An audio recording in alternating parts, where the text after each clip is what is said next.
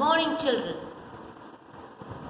Now, first chapter by now you must have read in Hornbill, that is the portrait of the lady.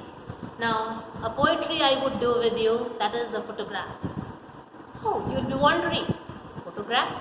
What ma'am is going to talk about photograph and so on? Okay, but when I go with, you will really understand that what role photograph plays in our life, how important photographs are, what memories do we bind up in a photograph. Okay, the name of the poetry, a photograph, and it is written by Shirley Towson. She was born in the year 20th May in England in the year 1924. Theme of this poetry, or before that a few lines I would tell about the writer, and that is, the poet. She was a poet, and what inspired her to become a poet? That is his father. His father was also a poet, and that is how she was inspired to become a writer, a poet. She secured BA Literature. In BA Literature she did, and after that she did college in London, and then how she moved to her professional end as a poet. Theme, as I have written here, transience of human life. What is transience? The ups and downs, mysteries, all these things which comes in one's life or which surrounds the person. Okay, and that is what is the theme poet is going to explain in this poetry. The poet once happens like that. The poet misses her mother. When you miss someone, when you remember someone, if it is possible, you go and meet them. Now technical facilities are there. You call up, talk over a phone, leave a message and so on. Okay, but when the person doesn't exist, what do? We recollect the memories by going through the things the person owned. Here also the poet does the same thing. The poet misses the mother. They were very close to each other, and so on searching the things of her mother, she comes across a photograph of the mother, and that is what this shows. And in the photograph, what did she see?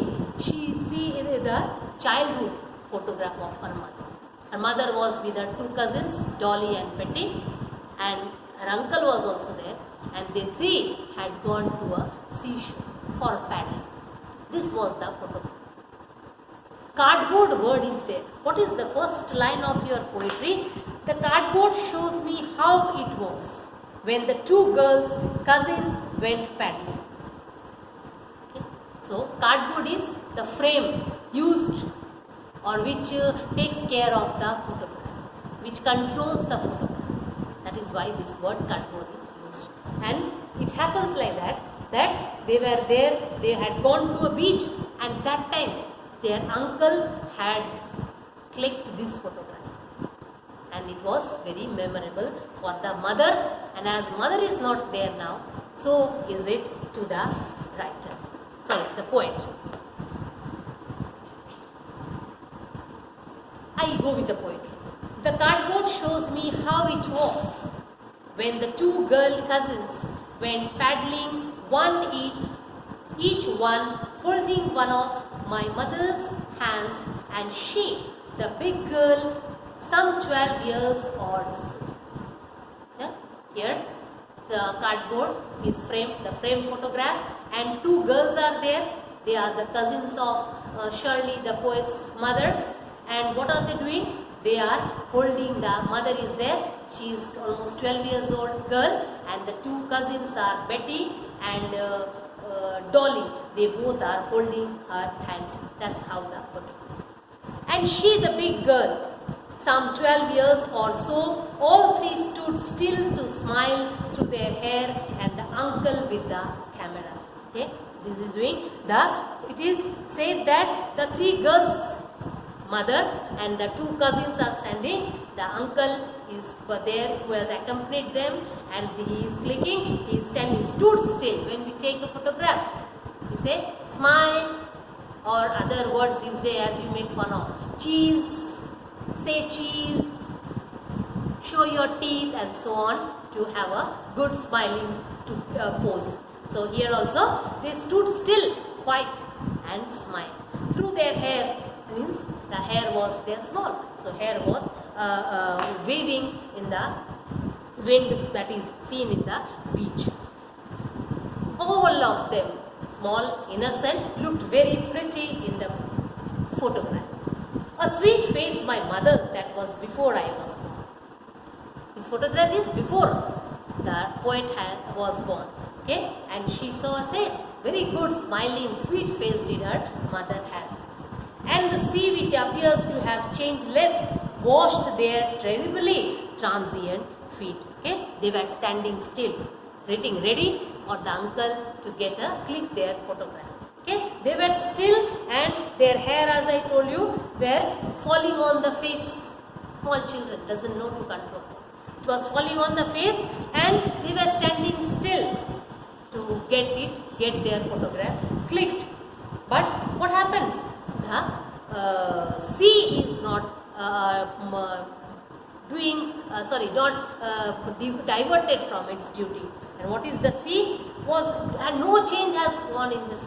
As usual, when we go to a seashore, what happens? The waves keep going and coming as if someone is instructing them to go and come. And the first wave becomes weaker and the second wave which comes every time the wave which overrules the first one becomes stronger and stronger. So here he says that the sea, which appears to have changed less, hardly it has changed, washed their terribly transient feet. Okay, they were standing there and their transient fixed, doesn't have any, something that is short-lived, doesn't have any change.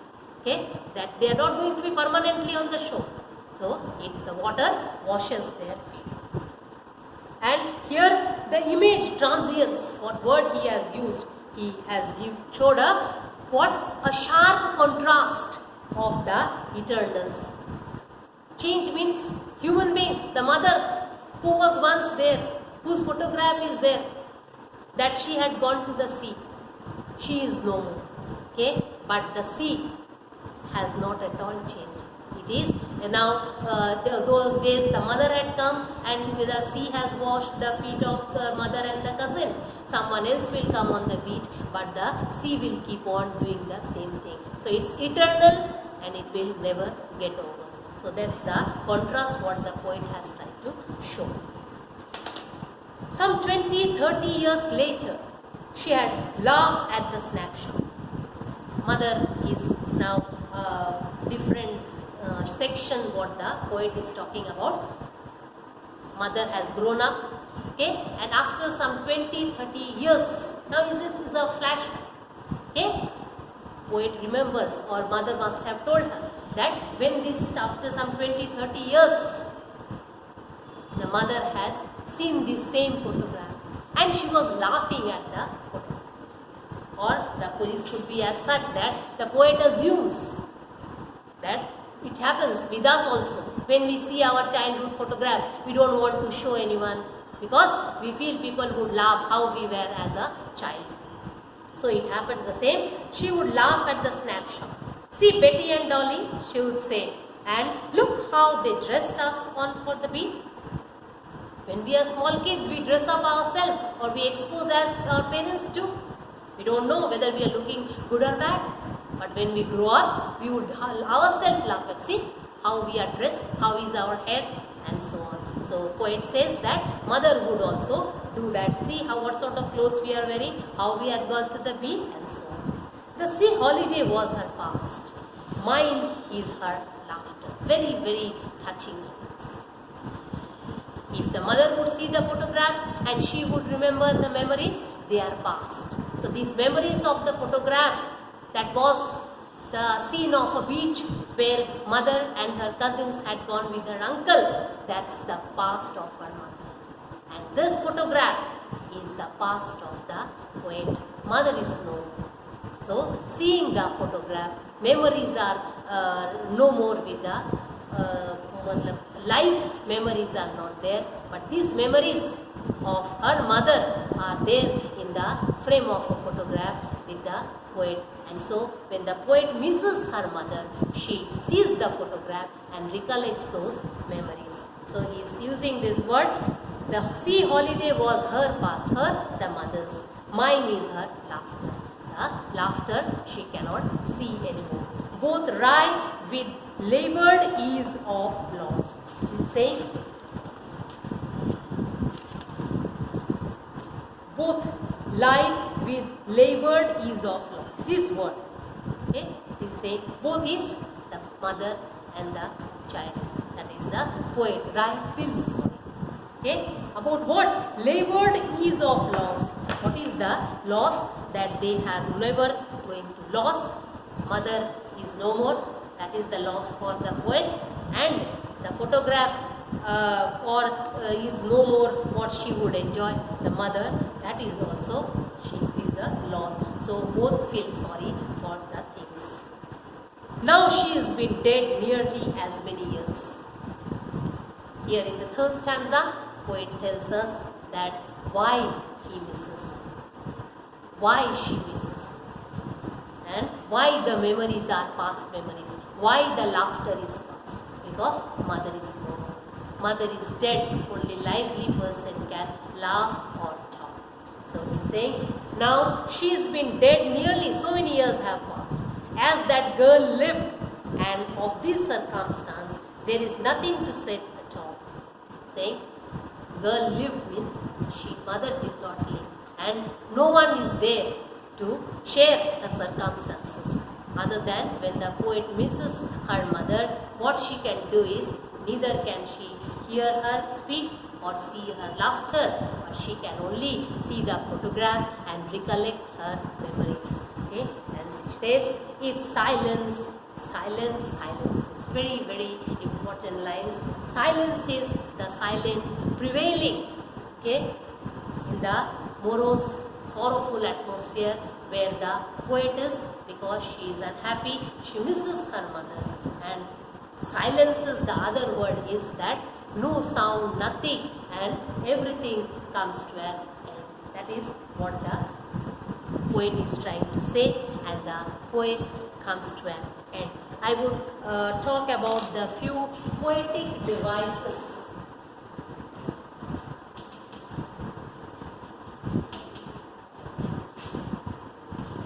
Poetic devices you must have heard of, like figures of speech which are used in a poetry. I would like to share with you this, and that is first line. You see, the cardboard shows me how it works. Cardboard is here the figure of speech or the poetic device is personification. Cardboard is a non-living thing, but the poet has used it. Cardboard shows me, someone, a human being shows something. But here, cardboard shows, this word is considering the cardboard as a human, as a person. And that's why the word used over here is personification, a poetic device. Second, stood still to smile. See the word, stood still in the fourth line, fifth line. Stood still to smile. It's the, which word? It is alliteration. Alliteration, repeating of the sound, that is alliteration. S sound is repeated in the word stood, S, still and smile. So poetic device is alliteration. Third one, sea which appears to have changed less, washed their terribly transient feet. Okay, here alliteration and transferred epithet. Why this figure of speech? What does it say? It explains that. Okay, here as I told you, word feet.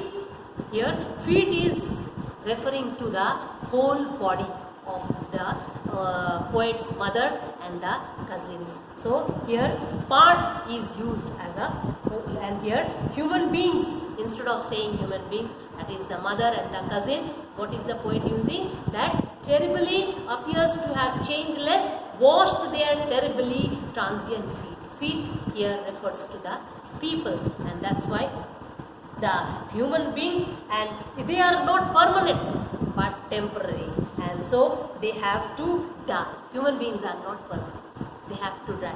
On the other hand, nothing has changed in the sea because it is permanent and it is eternal. That is what is, it is immortal. Sea is immortal, and the figure of speech or the poetic device is transferred epithet that is used over here. The next I would use is labored ease. Here the poetic device is oxymoron. The last line in the second paragraph, that is labored ease of loss. That's here used as oxymoron. O-X-Y-M-O-R-O-N. Oxymoron. Silence, silences. Here also figure of speech is personification. Personification, why? Because silence. People are only keep silent. Okay, so he is saying silent silences. For example, if I say the boys silence, so here that is the personification used over in this, and alliteration also, the S sound in silence and silences. Everywhere a calm, quiet atmosphere prevailed in the life of the poet because mother is not there. At the same time, the place where she is sitting, recollecting the memories she had with her mother, she is sorry, she is unhappy, and that's why everything seems to be calm and quite silent. One more thing, just see in the last paragraph, first line. Now she has been dead nearly as many years. Okay, as word is used in this line. So here also we have one poetic device, and that is simile. Simile, when you go with this poetic device, as and like word would be there. It's a comparison with something, and that's why this poetic device used would be simile. So that is how the poem for photograph comes to an end, and I finish it. So one lesson and one poetry by now you must have gotten. There's two lessons. One is your second chapter from Hornbill. That is, I'll just tell you, we are not afraid to die if we all can be together. And the third one, that is Discovering Tut, the saga continues. These two are there, and very soon, maybe by tomorrow, I'll give it to you. So thank you. Have a nice time.